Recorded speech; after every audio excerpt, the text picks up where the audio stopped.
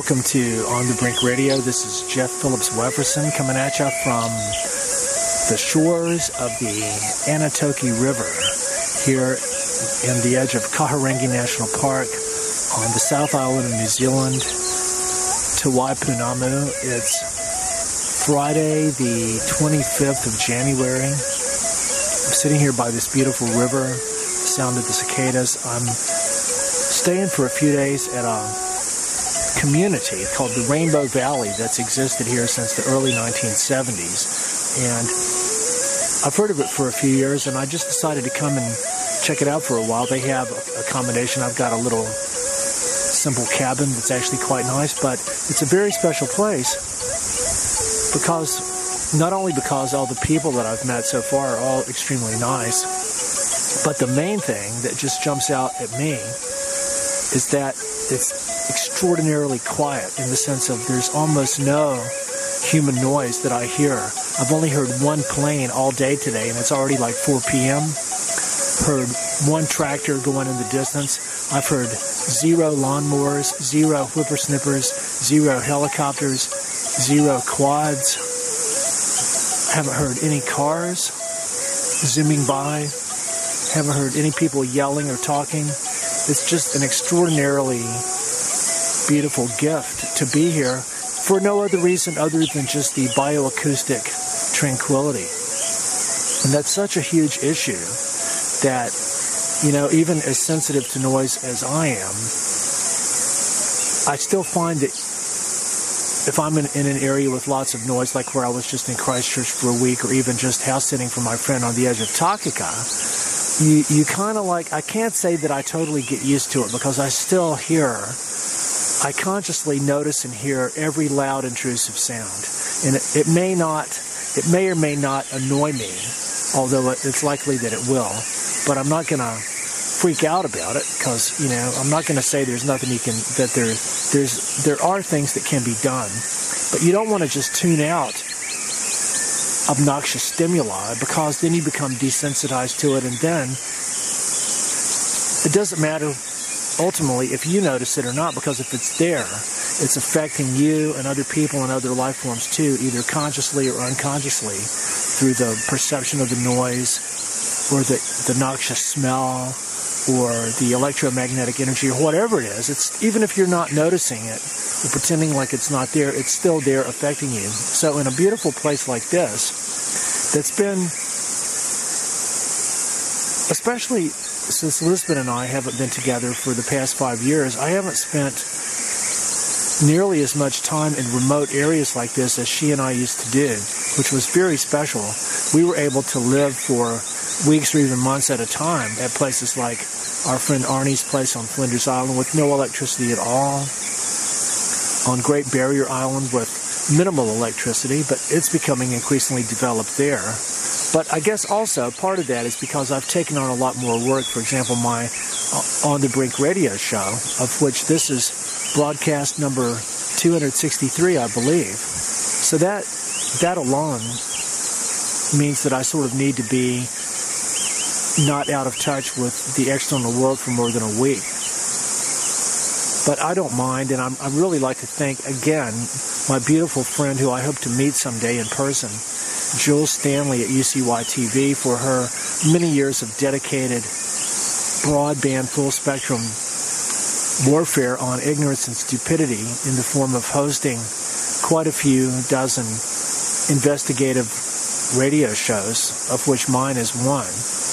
I've been doing it since December of 2012.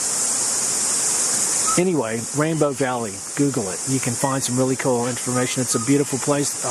My little cabin is just almost right beneath a huge, beautiful apple tree that's just now putting out some beautiful, beautiful apples.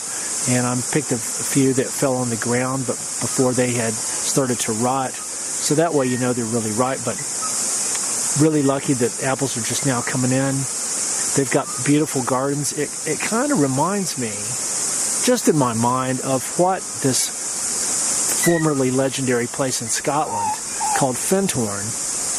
Rainbow Valley is probably kind of like maybe what Findhorn might have been like back in the day, before it became a new age community where they were charging people a lot of money in order to come there and work doing all their workshops and their publishing and all this stuff. And I do feel, when I was at Fentorn in 1998, I did feel a genuine sort of nature vibe there, and all the people were quite cool, but there was also a lot about it that I didn't really buy into. It was kind of like a cult where all the people there would go and meet early in the morning in order to meditate together, and I never took that up. And so after about a week, I didn't really fall out of favor with them, but they saw that I wasn't really going to become one of them. Not that they thought that to begin with, but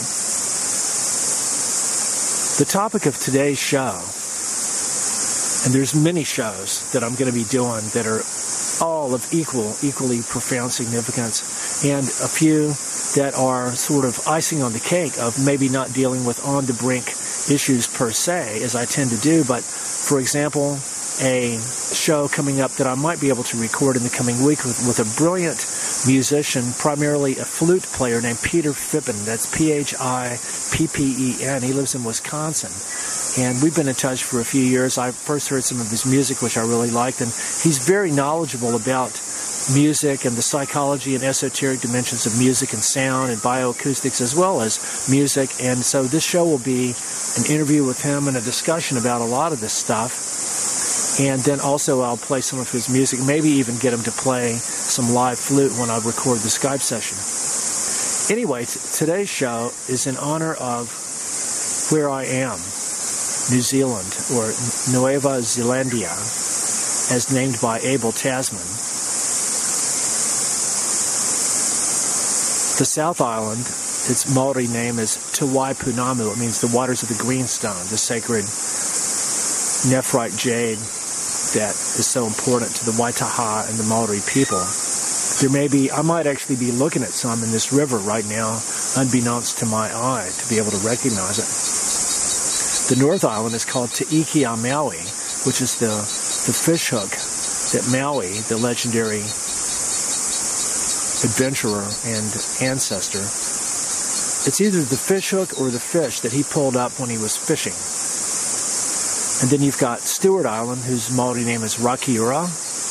You've got Aotearoa, which is my very, very, very favorite place in New Zealand, Great Barrier Island, my closest I have to a home. And I'd really like to thank my friends John and Peggy and Garlic for their limitless friendship and hospitality and support, and just being the coolest people I know.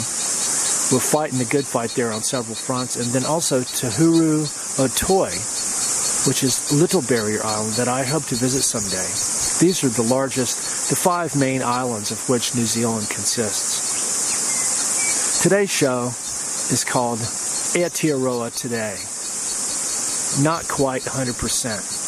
Aotearoa being the Maori name for New Zealand, that one of its translations is Land of the Long White Cloud.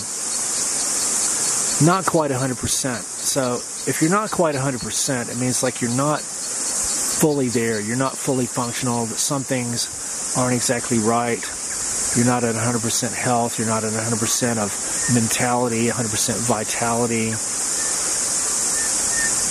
And it's kind of a takeoff on New Zealand's mantra that's marketed all over the world to the tune of who knows how many tens of millions of dollars they spend a year marketing this ideology, this meme, which, if it were actually really true, you wouldn't need to say it. But you've heard it ad nauseum.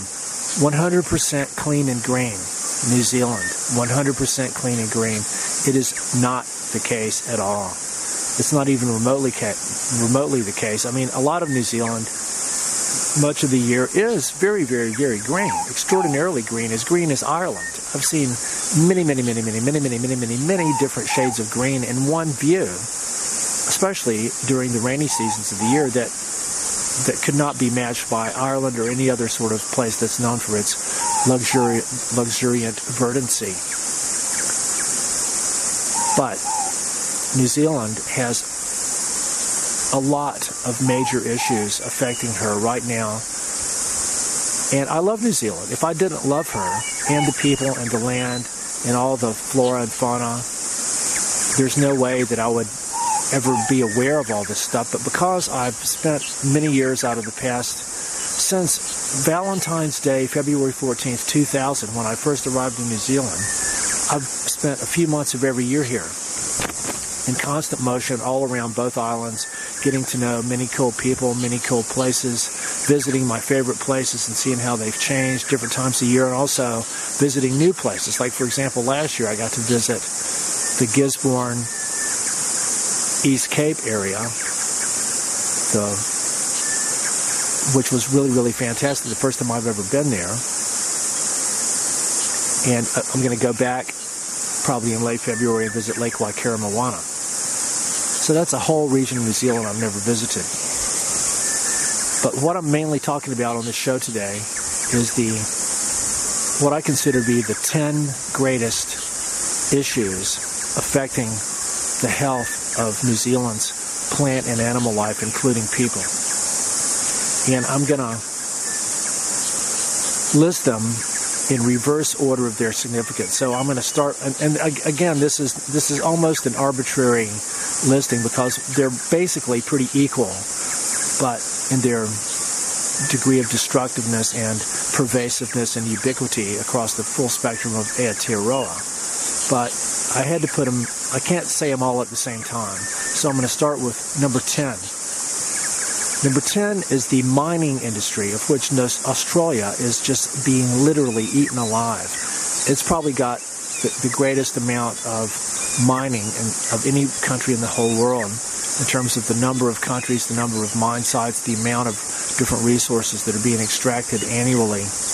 New Zealand is quickly becoming like a small version of Australia. It's traditionally been known to have lots of valuable mineral resources, in particular gold, on the North and the South Island, but their traditionally conservative environmental policy for decades, from administration to administration, has been essentially to leave all the stuff in the ground. And not even necessarily for future generations, but just because the mentality of the past was that everybody has plenty to live on here. You know, why rape Mother Earth even more for something that's really done out of nothing but greed? Well, the professor of greed himself came along in the form of John Key, and one of the big legacies of his administration is that many mining companies from all over the world have now been invited and have already set up shop all around different parts of New Zealand. There's a lot of gold mining that used to happen along the west coast of the South Island, and even not that far from where I sit right now, near the edge of Kahurangi National Park here in Golden Bay. But mining is exploding all over New Zealand, and especially, I think what's going to happen here is that you're going to see a lot of deep seabed mining, which is the specter that's going to explode all over the floor of the ocean, all over the whole planet, of using these robotic technologies to extract polymetallic sulfides, manganese nodules. A lot of this stuff is associated with hydrothermal volcanic vents on the ocean floor, but it's extraordinarily destructive, putting out plumes of liquid dust that'll just suffocate anything that lives down in there.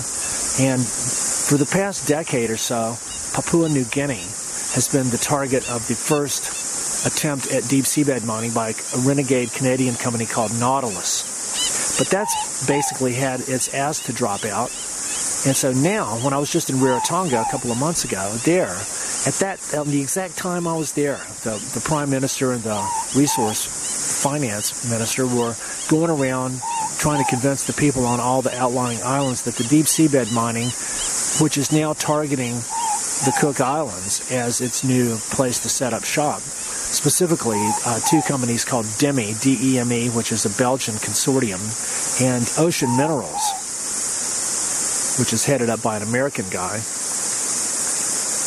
So New Zealand has the 5th largest exclusive economic zone in the world. Even though it's a relatively small country. It's got the 5th largest exclusive economic zone in the world. Now, actually, it may not be inaccurate for me to refer to New Zealand as a company So I'm not going to edit that out of the show.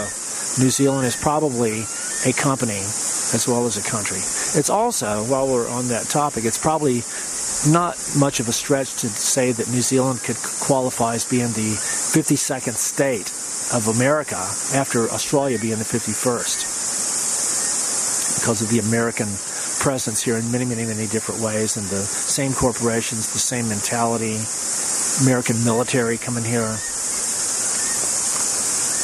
Anyway, but the deep seabed mining, like for example, New Zealand's doing all kind of tricky stuff like declaring a Kermadec ocean sanctuary up sort of in the northern end of their exclusive economic zone.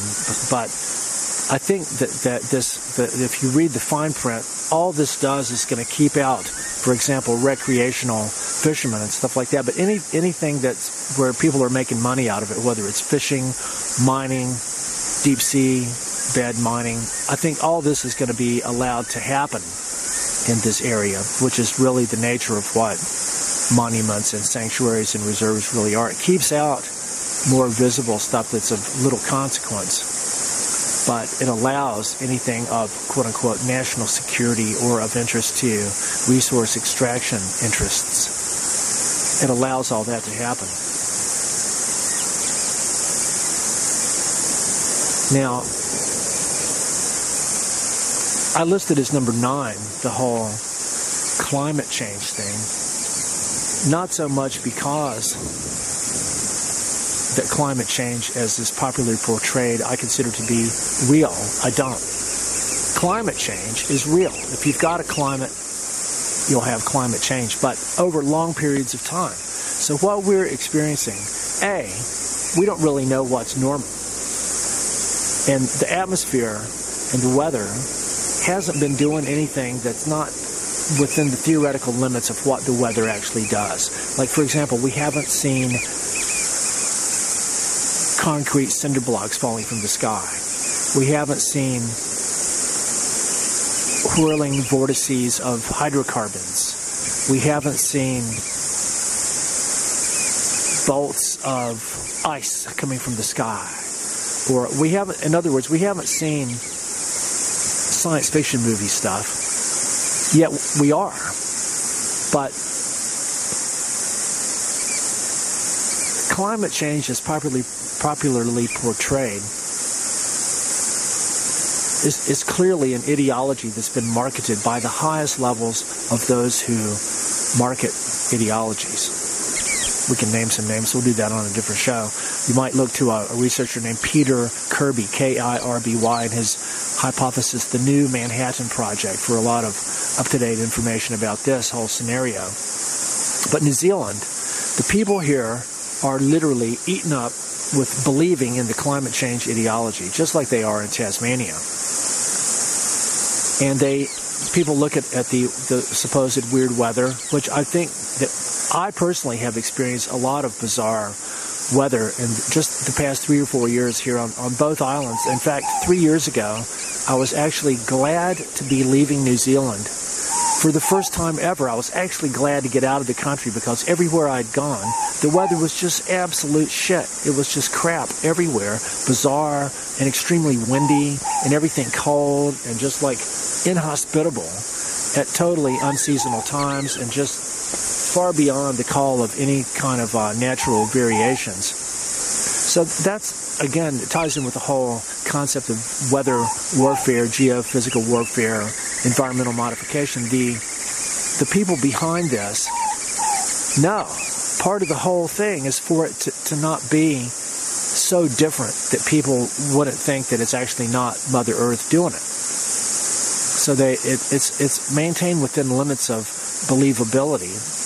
But it's like the atmosphere and the weather divas and the winds and the rains and the ocean currents and the jet stream. They're being tormented. It's like they've had Frankenstein electrodes injected to them in every possible way, chemically, electromagnetically. So it's like making their legs twitch electrically. It's making the wind do bizarre things it wouldn't normally do, or the lightning, like all the dry lightning strikes in Tasmania.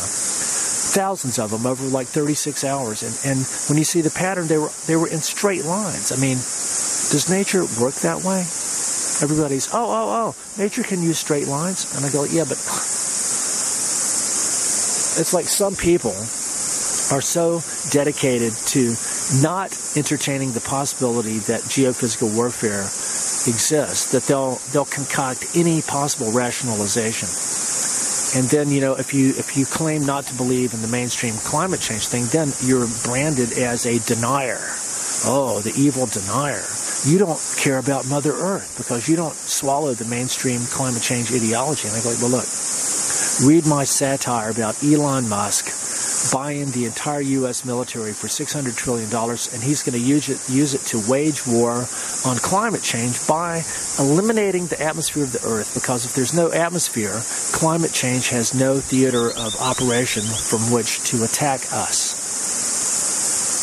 with its evil love of the deadly toxin carbon dioxide. New Zealand even has, I believe they might be the only country in the world to have a zero carbon policy instituted by their talking horse Prime Minister Jacinda Ardern, who I think you'd probably be better off listening to Mr. Ed.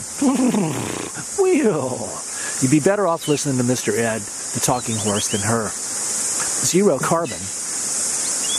Zero carbon means zero life. Plain and simple. Okay, number 8, moving up the list. We've got the extremely out of control tourism industry here, which I've seen metastasize like a tumor ever since I first came here. The first thing I was really exposed to was seeing all the film crews around both islands for Lord of the Rings. And I go, oh, that's cool. They're making a movie about the Tolkien books. But what it really was, I think by design all along, it was basically an advert for the tourism industry to draw people to come to New Zealand as tourists that are willing to pay lots of money to come here and be exploited just like dairy cows. And interestingly, Australia followed New Zealand's lead in creating a film called Australia, if you can imagine that, a film called Australia, as if I don't think there'd been one before. Just Australia with Nicole Kidman and Hugh Jackman, and it was the story of a station owner. But anyway, that film, even though the second time I saw it, I kind of liked it from the perspective of the young Aboriginal boy who was really the star. I kind of liked it all right, but it was bogus because it was filmed a lot of these different places, but none of them were where it claimed that it was. But this whole project came about because the government of Australia and Tourism Australia teamed up together, and they go like, look, we want to produce a film that will do for Australia what Lord of the Rings did for New Zealand. And it didn't quite work out that way.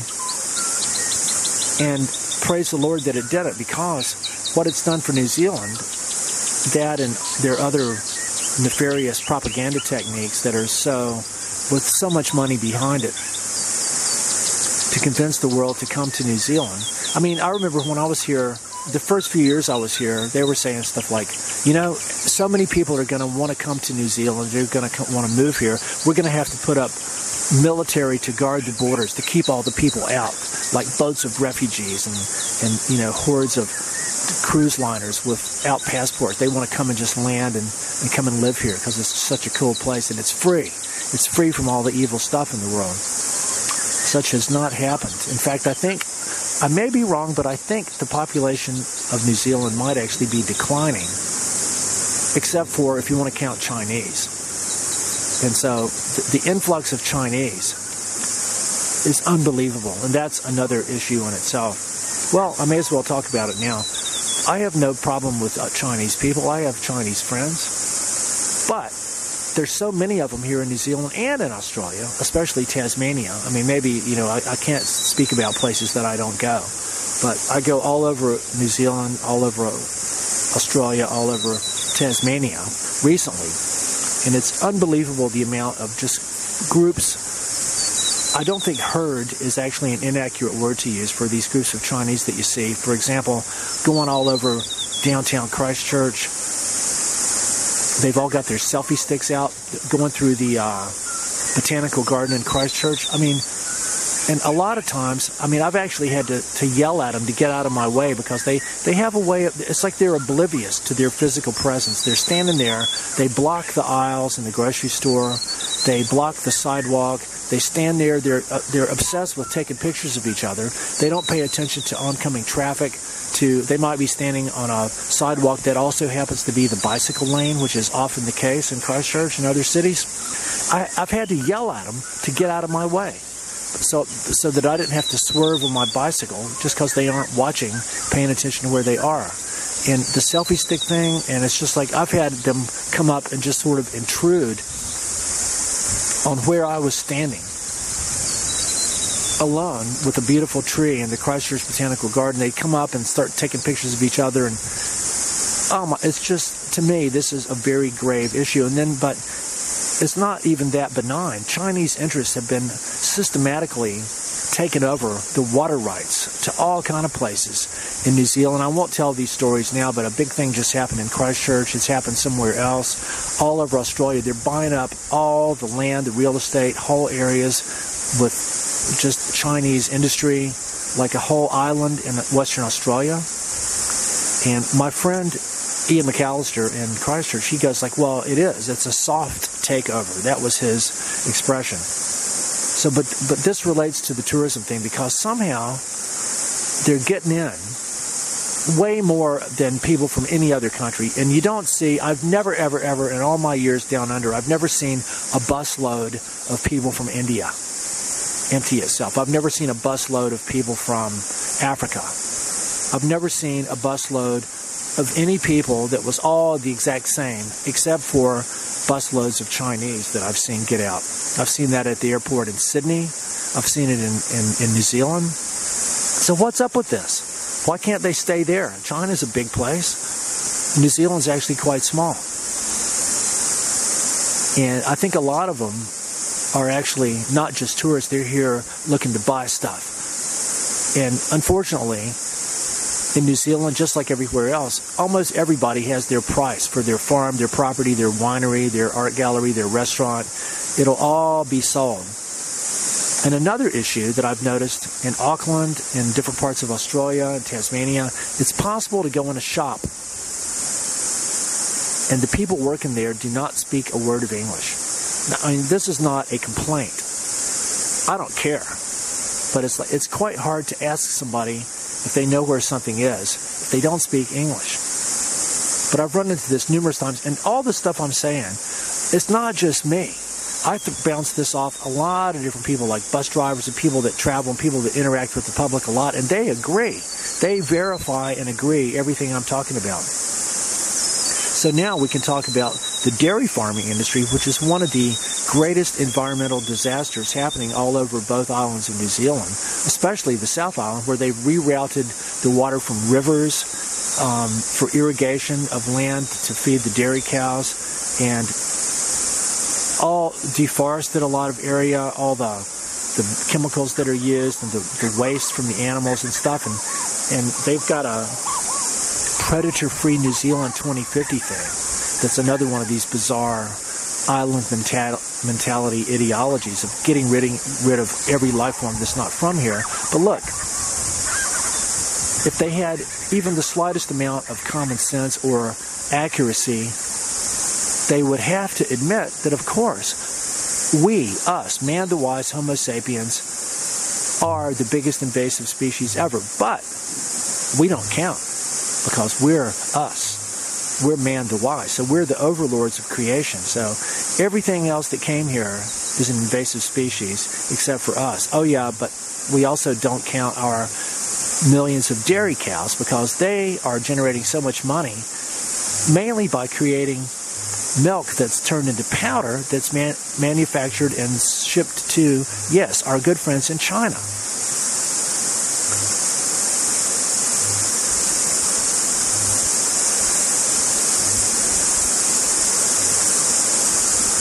Now we can talk about the oil industry, the hydrocarbons, petroleum.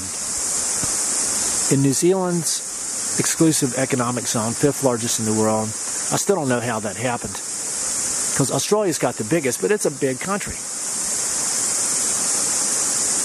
In New Zealand's exclusive economic zone is more hydrocarbons, that's oil, than in the North Sea or in Texas. So that's a huge amount, and this has traditionally been unexploited. Well, under the Key administration, every oil company on the planet has been invited down here, and it really began, I think Key got in 2008. Well, there's this company called Anadarko Petroleum from Texas, Anadarko, and they're huge all over the world, but they were intimately involved with what was happening in Christchurch at the time of the earthquake in February 2011, the aftermath of which rearranged the entire governmental, bureaucratic, administrative platform structure of New Zealand in the same way that 9/11 served as a new Pearl Harbor in America. In the wake of that, a lot of companies changed hands, a lot of new things happened. Lockheed, the biggest defense contractor in the world, took over the operation of New Zealand's military. Anadarko had all kinds of exploration and drilling exercises going off the Canterbury Basin at the time the quake happened, and they had been there for years. And there's a lot of evidence that Anadarko had a lot to do with the creation of the Christchurch quake. When I've documented this on earlier radio shows, I was really the first to break this story. But only in the past year, some other people have been picking up on it. But they had been seeking a drilling permit for the Canterbury Basin for years. And 4 hours after the Christchurch quake, it was given to them. And if you look at the board of directors of Anadarko, at the time of the Christchurch quake, there was 5 people, the 5 top people, had direct connections to a geophysical warfare technology called HAARP, H-A-A-R-P, the original ionospheric heating installation located in Gakona, Alaska.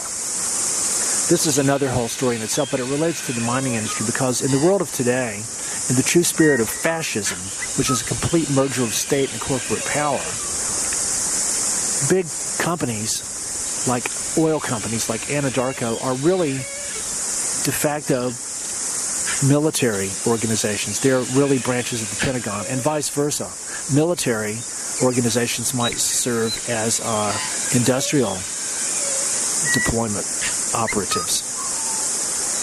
But there's so much hydrocarbons going on. The biggest area and the most long-standing is in the Taranaki Basin, which is off the southwest coast of the North Island. And this includes, it extends almost down to Farewell Spit here, I'm just not that far from where I am, and up north, about halfway up the North Island. This is the highest amount of drilling and exploration going on. It also happens to be the main area where the wee little Maui's dolphins live, of which there's only about 30 to 50 individuals of the whole species left, doomed to extinction right before our eyes,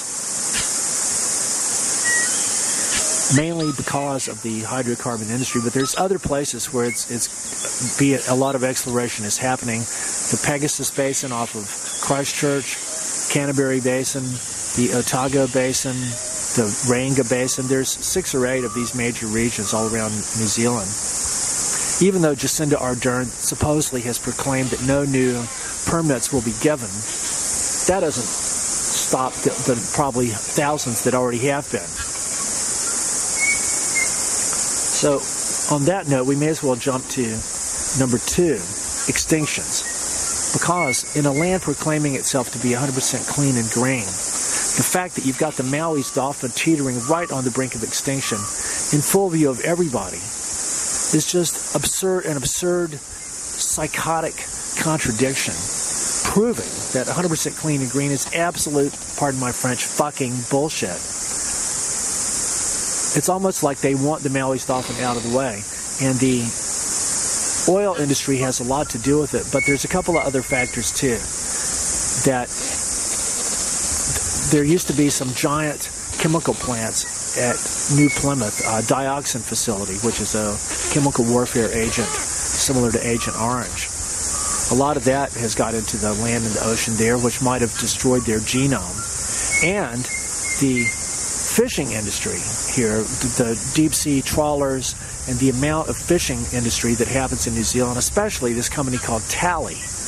This Tally dude and his brother live in Motueka, and there, if you can put a name on the extinction of the Maui's dolphins, it would be Tally, maybe along with, Anadarko and some other oil companies and stuff. But we were doing a Maui's Dolphin Awareness Day at Piha 2 or 3 years ago, and just right offshore, far, far, far within the limit they weren't supposed to be, was a trawler just sitting there as if to flaunt the fact that even though they weren't supposed to be there and that they were the biggest threat to the Maui's dolphins, that there was nothing anybody could do to them because they're so incestuously inbred with the whole New Zealand government.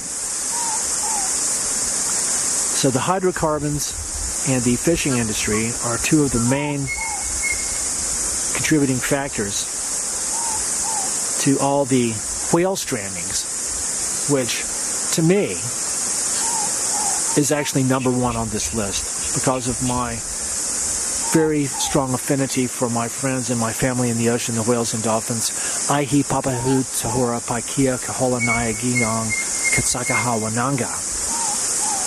The ultimate indigenous people and a true extraterrestrial intelligence. New Zealand in recent years has become the absolute worst and most dangerous place for whales and dolphins on the whole planet. We've got many, many, many dozens of different stranding and mortality events per year in different places. And then back when I was in Rarotonga in November, there was this unbelievable series of about 6 different strandings that happened in about a week's time, of which I did a major amount of activism on that. But all the anomalies of these pointed directly to covert anthropogenic activity, which is probably military in nature.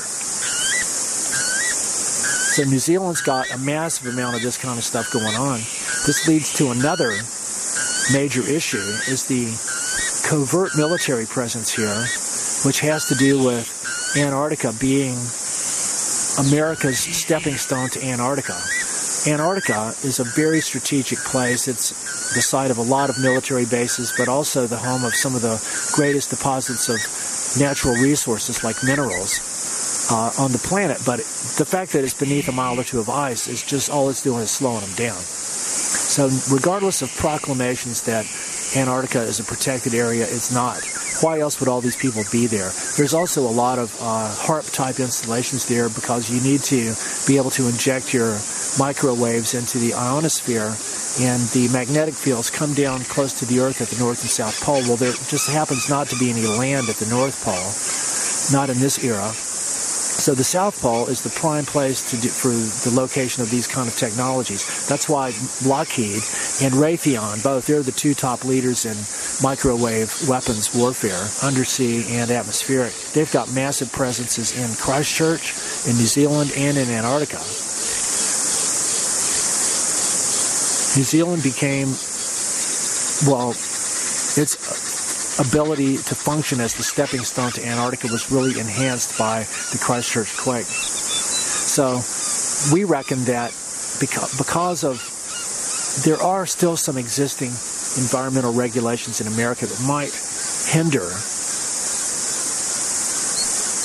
what they would like to be unfettered deployment of all kinds of military testing and war games and actual warfare activities. So they've been making a big shift to down under to the waters of Australia and New Zealand, the Tasman Sea, the Great Barrier Reef, all around New Zealand in recent years, the U.S. Navy in particular, because there's such vast areas and so few people that they can get away with a lot of this stuff. And the only way we'd be able to detect it, we can't tell where a nuclear submarine is, but we can see when a bunch of dead dolphins wash up or a bunch of whales and that kind of thing, die-offs and stuff like that. And it's because of the propaganda public relations apparatus, it's all going to be attributed to mystery illness, morbillo virus, the pilot whales got lost, all this stuff. But a lot of evidence points that it's covert anthropogenic military activity. So New Zealand has an extraordinarily large amount of this now, although it's invisible to most people, as is the military presence everywhere. As my beautiful friends at Stranded No More have pointed out, the whales and dolphins that we see washed up on the shore might represent as little as less than 10% of the total amount that were injured or killed during any specific event or process that happened, because a lot of their bodies just don't make it to shore. So we've just been seeing the tip of the iceberg. But if what we saw this past year in New Zealand was the tip of the iceberg, we'd be talking about many, many, many thousands of whales and dolphins that were killed that we just don't know about. All of this is invisible to the public radar. So I've covered all these issues so far. Other species of life are at risk from extinction. For example, the iconic kiwi bird, which is what gives it's New Zealand's mascot, the little flightless bird with the long beak. I've never actually seen one in person, but I have heard them on Stewart Island. They're quite reclusive. But they're now endangered, as is the also equally iconic Kea, that's K-E-A. It's a beautiful, green, robust alpine parrot that lives on the South Island, up high in areas like around, well, you'll see them on the West Coast and at Arthur's Pass. They're very cheeky. They like to come up and they'll steal your car keys or eat the rubber out of the lining of your car windshield. But they're really, really cool birds. The last ones I saw were kind of fat because they were eating people's chips and stuff that they were throwing out. This was at Arthur's Pass. But in a land that's proclaiming itself to be 100% clean and green, New Zealand is surely doing a good job of extincting everything, because this is Maui's, Kea, and Kiwi are, of course, they're not being deliberately extincted, but it wouldn't matter, because if they were trying to deliberately extinct them, I don't know how much of a better job they could do, because what they are trying to extinct, full on, more murderously, in an environmentally insane way than any other country on this planet. It's like they're waging biological warfare against the proclaimed target enemy is invasive animals like possums, stoats, and weasels that are little, cute little mammals that are actually, possums are beautiful and protected in Australia. They were brought here against their own little will. They didn't want to come here. We brought them here for whatever reason. Now they're living and doing fine, but everything they do we consider to be evil and destructive. Like the possums are blamed for defoliating all these trees, eating tens of thousands of tons of foliage a year, which I seriously do not think that's possible. I mean, I'm not saying that they do exist. I heard one last night. But there's not millions of them. I mean, I've been all over these forests and woods in a lot of remote areas, especially in Fjordland, many, many, many times over the past 18 or 19 years. And I've yet to ever see a tree that was defoliated by a possum. And I've looked. I'm not saying it hasn't happened, but I think it's just astronomically over-exaggerated. And there's people that swear by this, even though they've never seen it in their life. They're taking the word of all the DOC propaganda, of which that's their main specialty, other than actually killing innocent life forms. But their mode of choice of killing things, which I consider to be probably the worst environmental disaster happening all over New Zealand. It's this evil poison called 1080, sodium fluoromonoacetate. Its central atom is fluorine, the most reactive of all the elements, and this is another story in itself. I just did radio interviews in the past couple of months with Clyde Graff and Fiona McQueen, are the top authorities on the whole 1080 scenario in New Zealand. 1080 is a metabolic poison that it kills any animal, invertebrates, insects, arachnids, crustaceans, fish, birds, mammals, reptiles, amphibians, humans, dairy cows, dogs, cats, rodents, everything, anything that uses the Krebs cycle, it kills because it disrupts the Krebs cycle. The Krebs cycle is what our mitochondria use to make energy, and this is central to all life forms. Mitochondria are little subcellular structures that many people believe used to be free swimming in the ocean, and possibly that their colonization billions of years ago allowed the evolution of multicellular life forms. Well, the mitochondria create the energy for every one cell. They take this stuff called ATP, adenosine triphosphate, and convert it into glucose, the most elementary form of sugar, but that's where all our energy comes from, for our muscles and all the stuff we do. So the 1080 disrupt the Krebs cycle is this process by how the mitochondria make energy. 1080 disrupts this, and it doesn't kill something instantly. It kills an animal over like about 18 hours of just tortuous convulsions and suffering.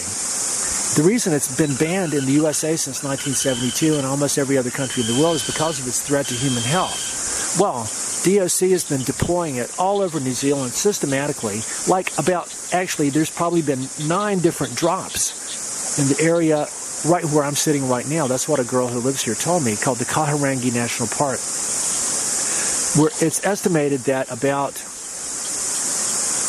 probably 250,000 kilograms of 1080 have been deployed in New Zealand since the late 1950s. And I can't go into much more detail about that, except that it's toxifying every place in New Zealand. The water, the soil, a lot of it runs out into the ocean.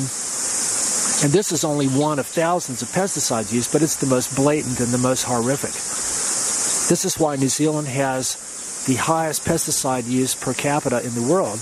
And it's not unrelated that New Zealand has one of the highest rates of per capita cancer, different kinds of cancer in the world. These two factors are not unrelated. So the 1080, the central atom is fluorine. Well, you've heard of water fluoridation and how it's not really about preventing cavities, but if it was, New Zealand's biosphere is going to have really good teeth. But that's not what it's about. Fluorine is a neurotoxin in itself, and almost all of its it does occur naturally, bound up with some minerals, and it does occur in small amounts in your body, bound up with the proper minerals. But elemental fluorine, and in the form as dispersed in 1080, it can't just magically break down into salt and vinegar or disappear into the environment. Even if it breaks down into its constituent elements, which is the simplest components that any compound can break down into, short of being in a cyclotron or atom smasher or a supernova explosion, you're going to have, for every kilogram of 1080 that's deployed, a fourth of that, about 250 grams, is going to be fluorine. Where's it going to go? Well, everywhere, but fluorine especially binds with calcium, which means it's going to go into the bones of any being with bones. That's a logical first place to look, but in other words, the long and the short of it is the astronomical use of 1080 all over New Zealand is in effect fluoridating the New Zealand biosphere. And I believe that there's powers that be, possibly not in New Zealand, but at a supranational level of the UN or some kind of these nefarious 3-letter acronym organizations, mainly that we don't even know about. They know that this is going on, and what it's all about, it's about dumbing down and eventually getting rid of most of the people of New Zealand, the sheeple, if you want to call them that. Now, I love New Zealand. I've got a lot of good friends here, but the island mentality is just rampant. You know, the people that think this is 100% clean and green, they don't actually, like anything that I just said on this whole show is going to be called conspiracy theory. Or like my friend, well, I won't really call him my friend anymore, Tim Lynch, who does Green Planet FM in Auckland. He interviewed me because of my knowledge about the whales and dolphins and the threats to them 2 or 3 years ago, but since then, he's completely blown me off when I wanted to talk about the danger of Operation Aotearoa when the U.S. warships all came to Auckland Harbor. And right on the very day that started was the 7.8 quake in Kaikoura. These events were not unrelated. So he for 2 years, he wouldn't even admit that geophysical warfare existed. But in the past year or two, he started talking about it a little bit, but not with me. He won't talk with me, but he's got to talk about these other people that are just now getting on the bandwagon of awareness. So my friend yesterday, she said, well, Jeff, if climate change isn't the major environmental catastrophe that it's being made out to be, what do we need to be aware of? And again, this is something that I walk around thinking about all the time and have talked about for many, many years and written about. And I think it's important to be aware of the significance of non-human life. Mother Earth and our family of plants and animals, they're just as important as we are in the eyes of Mother Earth. We're all her children. We're the only one that's gone off the rail and it's become a threat to everybody else. We also need to be aware of the invisibility of our war on life, because a lot of it is just the side effect of our day-to-day routine. Driving cars, building houses, disposing of plastic, using microwave transmitters, all this stuff. The invisibility of our war on life. And a lot of that's military. Like, we've been conditioned to, even when we see military stuff, we don't see it. Because it's there to protect us against the evil enemy, the evil Russians, the evil Chinese. That's why I wrote the satire about Elon Musk using the military to wage war on climate change, because it's clearly made out to be the biggest enemy we've ever had, so why not wage war on it using the military? But the military itself is a weapon. It's the most destructive entity on the planet and the hugest. Just by its very existence, even if it's not turned on, even if it's not rolling on its tracks and armor to wage war or launching missiles and submarines and atom bombs and all that stuff, bullets, even if it's not doing all that, just the fact that it exists is still waging war on Mother Earth. And my beautiful friend, who I wish I could have met, Dr. Rosalie Bertel, wrote extensively about this. We need to be aware of the true dangers of life to life from what we're doing. The toxicity, chemical and radiological, which, unlike carbon dioxide, unlike climate change in any of its manifestations, even if it was real, or including real climate change, it's not going to give you cancer. It's not going to destroy your genome. It's not going to make your grandkids have 3 heads. It's not going to help create mutations in a developing embryo. That's what toxicity can do, chemical and radiological. The electromagnetic scenario with the ubiquity of microwaves, our phones, the transmitters, the ionospheric heaters, your microwave oven, your routers, all this different kind of stuff. We're saturated with microwaves, which are a form of carcinogen. Look at what the Russian scientists have known since the 1930s. They know that at a level 1,000 times lower than the level at which heating occurs, 1,000 times lower than that, negative biological consequences begin to happen. We need to be aware of the agendas of fellow groups of people who have proclaimed themselves to be the overlords of the planet. But ultimately, we need to bring our own lives in tune with the highest knowledge we have. We're not going to prevent what I believe to be the inevitable fulfillment of the Hopi prophecy called the Day of Purification, a time when Mother Earth and the Great Spirit cleanse the earth of everything that's out of balance, using all kinds of natural forces like fire, wind, flood. I believe the next one's going to happen from a cometary impact, which I believe that dolphins actually warned me about this 2 or 3 years ago. Thomas Banyakya, the Hopi elder I met in 1986 at Big Mountain, standing on the land where some of the uranium for the first atomic bomb was mined, he said, the Hopi prophecy is if we dig precious things from the land, we will invite disaster. Look at what we've done with all the stuff we've dug from the land and continue to do so, especially here in New Zealand, Australia. We cannot hope to avert the Day of Purification, but what we can hope to do through all our good actions is to lessen its severity. To me, these words have echoed in my mind, that to lessen the severity of the purification means that whatever Mother Earth has to do to get rid of us, which is going to be a lot, it's going to take out a lot or the majority of every other life form on the planet who are already suffering because of us. So every good thing we can do now, everything we can cut back on, every way we can simplify our lives, lessen our ecological impact, our footprint, live simply so that others may simply live, do without stuff that we need in honor of our love of our fellow beings and Mother Earth. Stop eating meat. Be vegan. All these things, it all matters. Just because a comet's going to come and take us all out doesn't mean we should give up and just party till doomsday.